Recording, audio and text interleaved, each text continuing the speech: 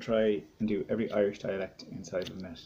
So Adesha, good do it, Jim and Ted, to asking to my buddy Faye.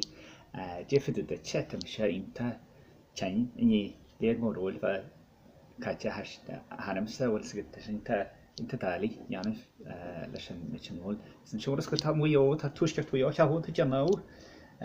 Talk at your Faye.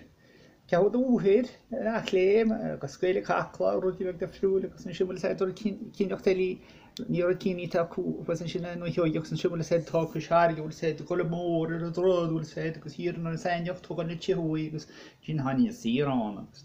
Ham a gael cawn am rai eisiau yn ffyn sian i yma, ta siag bi re, biesg, gleisg, gos yn shit yn son, wel ys agad, yn fel o'r awn sydd i gyrru, gos ein hela'n had yma han son, gos yn son ar noen ha carci gawn, gos yn son han a hain gyda'n un i gom yn ailing na rhain, a dwi an y cytwyn, yma hen sy'n, ffogos.